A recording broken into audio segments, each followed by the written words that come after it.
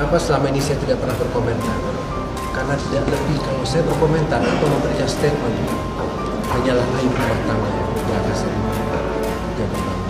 Yang kedua, saya tidak berdaya melakukan sistem, di mana sistem itu dipaksakan ke saya untuk saya berada dalam tahanan untuk sesuatu perbuatan yang tidak pernah saya lakukan, dan saya bukan pelaku KDRT. Sekali lagi saya tekankan, saya dipaksakan oleh satu sistem, di mana sistem itu membuat saya menjadi tahanan untuk satu perbuatan yang tidak pernah saya lakukan.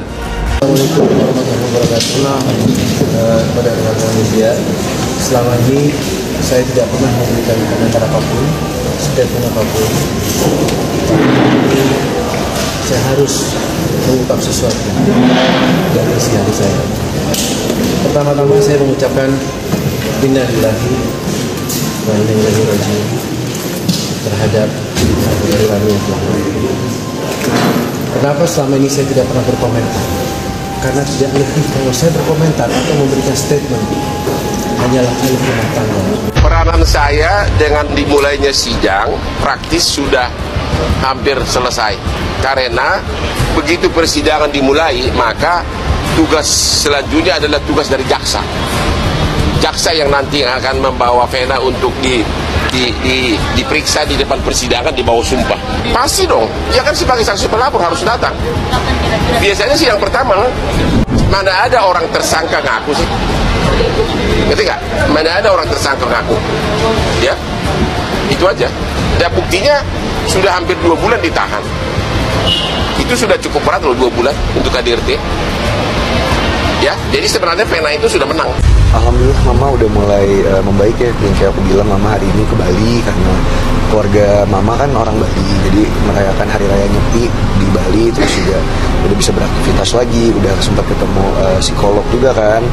Dan dalam waktu dekat ini insya Allah kita kepingin umroh. Jadi semoga ya bukan hanya secara jasmani tapi secara spiritualnya, secara kejiwaannya juga bisa lebih tenang dan lebih baik.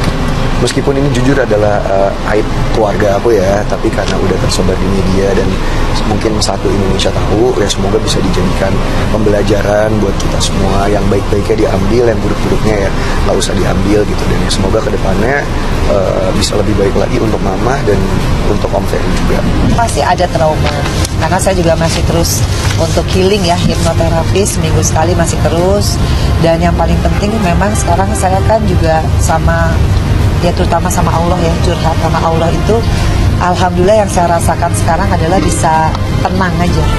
Ya alhamdulillah, kalau Ramadan kali ini yang pasti kan sama anak-anak, dan Ramadan kali ini mesti banyak banget waktu untuk sholat, baik itu tarawih, baik itu mungkin sama anak-anak ya, yang pasti tarawihnya sama anak-anak lah. Kalau mungkin kan tahun lalu beda, sekarang ya pengennya sama anak-anak, Vero atau dan Fanny.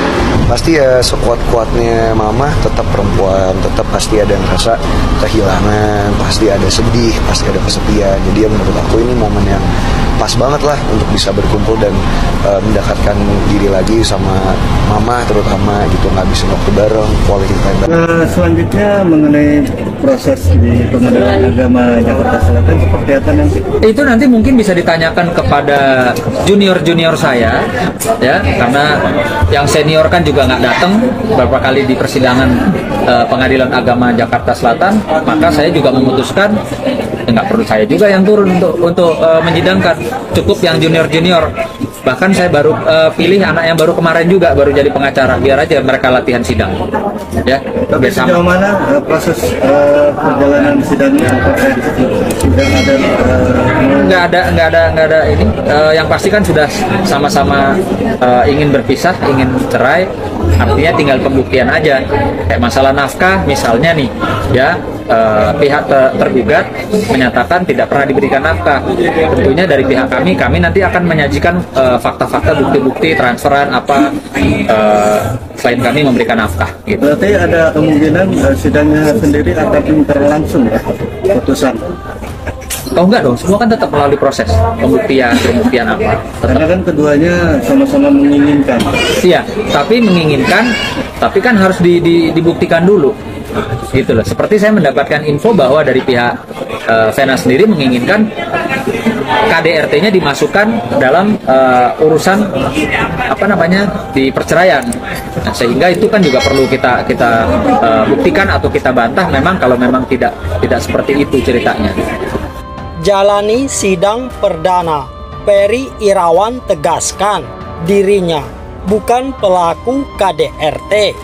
Peri Irawan akhirnya buka suara menanggapi tuduhan kekerasan dalam rumah tangga yang dilaporkan oleh istrinya sendiri, Vena Melinda. Usai menghadiri sidang perdana kasus KDRT di Kediri, Jawa Timur, Peri Irawan mengungkapkan alasannya selama ini memilih diam dan tidak berkomentar. Didampingi kuasa hukumnya, Peri mengaku berduka lantaran ada hati nurani yang mati dengan adanya kasus ini. Pertama-tama saya ucapkan inna lillahi wa inna ilaihi roji'un. Ada hati nurani yang telah mati, ujar Peri Irawan, dikutip dari tayangan YouTube Inten Investigasi Senin 27 Maret 2023. Peri Irawan mengatakan dirinya memutuskan untuk bungkam karena tidak ingin membongkar aib rumah tangga. Selain itu, ia juga menyebut tak kuasa menolak sistem yang mengharuskannya menjalani hukuman untuk perbuatan yang tidak dilakukannya. Kenapa selama ini saya tidak pernah berkomentar?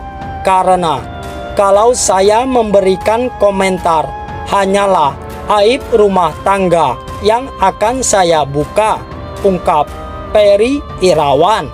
Yang kedua, saya tidak berdaya menolak sistem, di mana sistem itu dipaksakan ke saya untuk saya berada dalam tahanan untuk sesuatu perbuatan yang tidak pernah saya lakukan, sambungnya. Peri Irawan juga menegaskan dirinya tidak pernah melakukan tindakan kekerasan terhadap Vena Melinda. Ia mengaku bukanlah pelaku KDRT dan saya bukan pelaku KDRT, ucapnya. Menurut kuasa hukum Peri Irawan, Jepri Simatupang, sejak pemeriksaan di Polda Jawa Timur, kliennya tidak pernah mengakui tindakan KDRT yang dituduhkan Vena Melinda. Peri Irawan menyebut Ibunda Perel Bramasta itu sengaja memukul-mukul diri sendiri hingga berdarah. Pada waktu Peri Irawan diperiksa di Polda Jatim, ia mengatakan Ibu P memukul-mukul dirinya sendiri, lalu dibantah oleh kuasa hukumnya. Dikatakan itu fitnah berat. Hari ini akan terungkap. Tunggu aja, itu akan jadi fakta, jelas Jepri Simatupang. Dalam sidang hari ini, pengacara Peri Irawan mengajukan eksepsi atau keberatan atas dakwaan jaksa. Hakim memutuskan untuk menunda sidang dan melanjutkannya pada Kamis 29 Maret 2023.